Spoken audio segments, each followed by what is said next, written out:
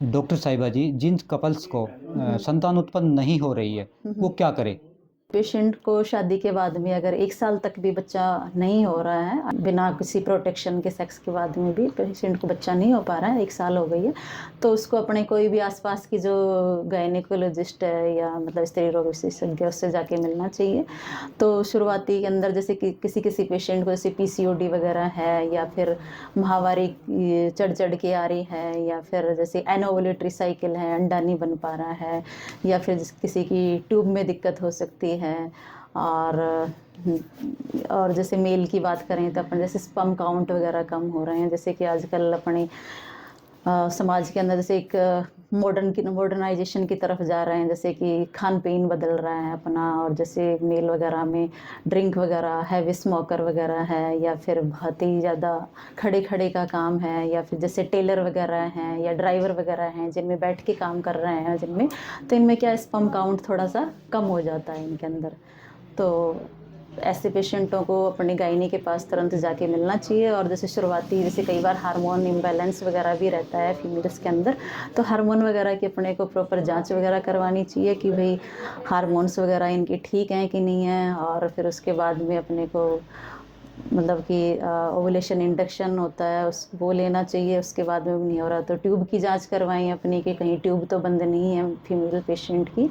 अगर ट्यूब बंद है तो भी बच्चा नहीं हो पाएगा, तो उसकी जाँच कराएँ और मेल पेशेंट के अंदर जो सीमन एनालिसिस है वो करवा के देखें। अगर इन सारी रिपोर्ट्स के अंदर कोई कमियाँ या खामियाँ पाई जाती हैं तो पहले उनका इलाज शुरू करें और अगर फिर ये सब इलाज हो करने के बाद में भी अगर उसको बच्चा नहीं हो पा रहा है, तो पेशेंट को फिर अपने को ज़्यादा देर तक घुमाना-फिराना नहीं चाहिए। इसमें जैसे कि अपन ओव्यूलेशन इंडक्शन की बात करें तो इसमें अपन 6 महीने तक पेशेंट को ओव्यूलेशन इंडक्शन का ट्रीटमेंट दे सकते हैं इन सब के बाद में। अगर फिर इसके बाद में भी कंसीव नहीं हो पा रहा है, कोई मतलब अनएक्सप्लेन इनफर्टिलिटी है जिसका कोई कारण ही नहीं पता चल पा रहा है अपने को, भई क्या कारण है, क्यों नहीं हो रहा है, तो उसको टाइमली अपने को आईवीएफ की तरफ भेज देना चाहिए। नमस्कार, मैं विवेक मेहरा और आप देख रहे हैं विवेक मीडिया। इस वक्त हमारे साथ हैं स्त्री रोग विशेषज्ञ डॉक्टर मनीता यादव जी। डॉक्टर साहब, आपका विवेक मीडिया पर बहुत-बहुत स्वागत है। जी, बहुत-बहुत धन्यवाद आपका आप चैनल पर मुझे आमंत्रित करने के लिए। डॉक्टर साहिबा जी, पति-पत्नी के काफ़ी प्रयासों के बाद में संतान नहीं होती है, जी। तो विज्ञान में कुछ समाधान है इसका? जी, आज अपन बात करें विज्ञान की और साइंस की तो ये चीज़ बहुत आगे बढ़ चुकी है। बहुत सारे ऐसे दंपत्ति हैं जिनको काफ़ी प्रयासों के बाद भी संतान उत्पत्ति नहीं हो पा रही है। जैसे कि अपन इसको जनरली तो इनफर्टिलिटी बोलते हैं बांझपन, तो उसमें मतलब अपन जैसे कि कृत्रिम वो वैसे ही अपन दवाइयाँ ओवुलेशन इंडक्शन के थ्रू दवाइयाँ वगैरह दे के मरीज़ को जी। अंडे बना के और मतलब इनफर्टिलिटी को ट्रीट किया जा सकता है। लेकिन कई बार क्या होता है कि उनके बावजूद भी मरीज़ को संतान पैदा नहीं हो पाती है, मतलब कि उसको कंसीव नहीं हो पाता है पेशेंट को। तो ऐसे जी। में क्या होता है पेशेंट दोनों हस्बैंड वाइफ और पूरी फैमिली उसके अंदर सफ़र करती है। तो अपने विज्ञान के अंदर इसके लिए बहुत सारे मतलब कि अभी इलाज चल गया है, तो कोई मतलब इस चीज़ से मतलब कि वंचित नहीं रह पाए, इसके लिए अपन आईवीएफ की तरफ जा सकते हैं। तो आईवीएफ की तरफ जाने के लिए सबसे पहले अपने पास में जैसे कि किसी मरीज़ को किन-किन सबसे पहले तो सवाल ये उठता है कि किन-किन मरीज़ों को आईवीएफ की तरफ जाना चाहिए या किन-किन पेशेंटों को अपन सजेस्ट कर सकते हैं कि आप भई आईवीएफ की तरफ जाओ, आपका यहाँ पे पॉसिबल नहीं है। तो उसमें सबसे पहले अपने जैसे कि या तो पेशेंट है उसकी जो नली बोलते हैं अपन फैलोपियन ट्यूब बोलते हैं, वो दोनों ट्यूब या तो बंद हो ब्लॉक हो गई हो। काफ़ी प्रयासों के बाद में भी जैसे कि डीएचएल होता है दूरबीन के थ्रू अगर खुलाने के बाद में भी वो नहीं खुल पा रही है और दोनों ट्यूब बंद हैं, तो ऐसी कंडीशन के अंदर नेचुरल कंसीव होना पॉसिबल नहीं है, क्योंकि स्पर्म से एग है जो मिल नहीं पाता है, तो कंसीव नहीं हो पाता है। और दूसरा अपना जैसे कि पेशेंट को अंडा ही नहीं बन रहा है ना? उसकी एज ज़्यादा हो गई या कोई और कारण है जिसकी वजह से हार्मोन डिसबैलेंस वगैरह है जिसकी वजह से उसका अंडा नहीं बन पा रहा है। तो ऐसी कंडीशन में भी अपन आईवीएफ की तरफ जा सकते हैं जिसमें कि एग का डोनेशन कर कर सकते हैं दूसरे के के अंडे लेके अपन उससे भी संतान प्राप्ति हो सकती है। तीसरा जैसे अपन बात करें मेल इनफर्टिलिटी के अंदर या मतलब पुरुषों के अंदर जैसे कि स्पर्म काउंट लो है, जो शुक्राणुओं की मात्रा है वो काफ़ी कम है, तो ऐसे में भी नेचुरल तरीके से गर्भधारण नहीं हो सकता है। तो इन सब चीज़ों के बाद में अपन बात करें दूसरा, जैसे कई बार गर्भाशय के अंदर जैसे फाइब्रोइड गांठें वगैरह बन जाती हैं, उसके बाद में भी उसके ये होने के कारण भी कई बार होता है वो काफ़ी प्रयासों के बाद में भी बच्चा नहीं लग पाता है। और आखिरी जैसे अपन लेते हैं कि अनएक्सप्लेन इनफर्टिलिटी, मतलब जिसका कोई कारण ही नहीं पता चल रहा है कि भाई क्यों नहीं हो रहा उसको बच्चा, तो इन सब के अंदर अपन आईवीएफ की तरफ पेशेंट को मोड़ सकते हैं, उनको ये सलाह दे सकते हैं कि भाई तुम आईवीएफ की तरफ जाओ। आईवीएफ कोई बहुत ऐसे सुनने में थोड़ा लगता है कि भाई दूसरे का डालेंगे या क्या करेंगे, जैसे अपने गांव के सीधे साधे भोले भाले लोग हैं तो उनको कई बार ये लगता है कि पता नहीं इसमें तो क्या होगा, दूसरे का लेंगे, किसी और का ले लेंगे, हमारा बच्चा होगा नहीं होगा। तो ऐसे में ऐसी कोई डरने वाली बात नहीं होता। इसमें क्या होता है कि जो पेशेंट है वो आईवीएफ के लिए जाता है तो एक तो ये भय होता है कि क्या होगा क्या नहीं होगा, दूसरे का होगा नहीं होगा।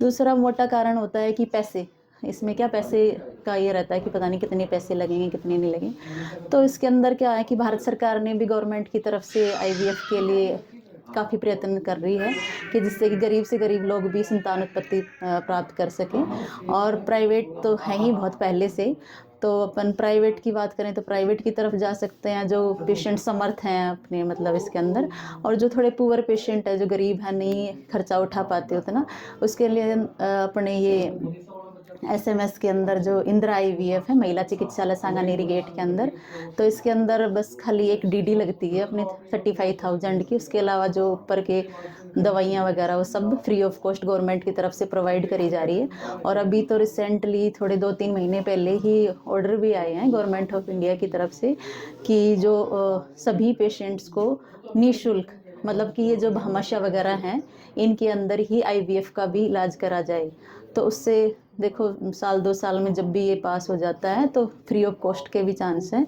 और ये बहुत ही अच्छी टेक्नोलॉजी है। इसके अंदर जो कृत्रिम गर्भाधान होता है आईवीएफ होता है, इसके अंदर जो पेशेंट जाती है पहले उसके सारे टेस्ट वगैरह करे जाते हैं, उसके बाद में जो माता होती है उसके अंडाशय से अंडे निकाले जाते हैं कृत्रिम तरीके से, और जो मेल होता है उससे स्पर्म लिए जाते हैं। तो उनमें से क्या बेटर क्वालिटी के स्पर्म वगैरह जो टेक्निक्स होते हैं उनके द्वारा जो हेल्दी स्पर्म होते हैं वो लिए जाते हैं, और जो मदर होती है वो जो फीमेल पेशेंट्स होती है उसके थ्रू उसके से एग लिए जाते हैं, और उनका बाहर जैसे टेस्ट ट्यूब के अंदर कृत्रिम तरीके से उनका फर्टिलाइजेशन किया जाता है, और फिर उसका जो एम्ब्रियो बन जाता है, जो भ्रूण होता है, उसको इम्प्लांट कर दिया जाता है।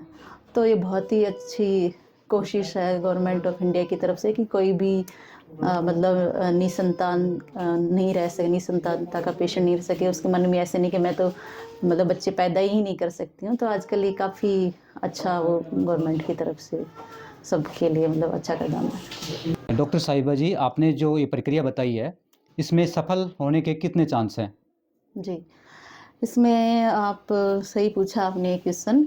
तो अपन इसमें बात करें सक्सेस रेट की जी। कि कितना % चांसेज हैं कि आईवीएफ सफल होगा कि नहीं होगा। कई बार सुनते हैं अपन कि इसने 2 आईवीएफ करा लिए, 3 जी। करवा लिए, फिर भी मतलब बच्चा नहीं हो पा रहा है।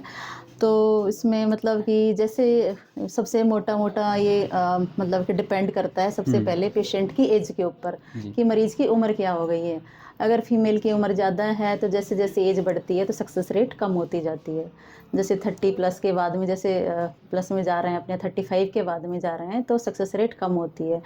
क्योंकि इसके अंदर एक तो जैसे एएमएच वगैरह भी कईयों के कम होते हैं, या अंडे की जो क्वालिटी है, जो पहले जो अंडे की क्वालिटी रह पा रही थी वो उतनी नहीं रह पाती है। और जैसे स्पर्म का भी फिर साथ में वही बात है कि उसकी भी क्वालिटी, तो क्वालिटी पे डिपेंड करता है। तो जैसे जैसे एज बढ़ेगी तो इसके जो सक्सेस रेट होती है वो डिक्रीज होती जाती है। और अपन बात करें जैसे प्राइवेट आईवीएफ सेंटर वगैरह की, तो इनमें मतलब कि बोलते हैं कि भाई 60% है, 50% है, बट मैंने खुद पर्सनली एसएमएस के अंदर इंदिरा आईवीएफ है जो एसएमएस अस्पताल है, महिला चिकित्सालय संगानेरी गेट, वहाँ पे 3 साल तक वहीं पे काम किया है। तो इसकी सक्सेस रेट 25 से 30% से ज़्यादा नहीं है, ज़्यादा से ज़्यादा अपन 35 तक मान सकते हैं, इससे ज़्यादा नहीं है अगर गवर्नमेंट के आंकड़े देखे जाएँ तो। अब कहने को तो अपन कुछ भी कह सकते हैं कितना परसेंट है उतना परसेंट, लेकिन बस इसमें ही मतलब कि सक्सेस रेट ज़्यादा उनमें है जैसे हेल्दी एग हैं, एज कम है और हार्मोन वगैरह सब अच्छे हैं, तो इसमें सक्सेस रेट अच्छी मिल जाती है इसके अंदर, मतलब 35 तक पहुंच रही है। लेकिन जो लोग बोल रहे हैं कि 50-60% है, इतना है, उतना है, उतना सक्सेस रेट इसकी नहीं है। तो मतलब कि बहुत सारे ऐसे बहुत भ्रम में भी नहीं पड़े, जिसको 2-3 साल 4 साल अपना ट्राई कर ली कि भाई नॉर्मल अपने नेचुरल तरीके से कंसीव हो रहा है, दवाइयों से हो रहा है कि नहीं हो रहा है, जिनके ट्यूब वगैरह बंद हैं, शुक्राणु कम हैं या कोई और कारण है, गांठ है, तो इनमें पेशेंट को टाइम से ही आईवीएफ की तरफ चले जाना चाहिए जिससे कि उसकी सक्सेस रेट बढ़ सके।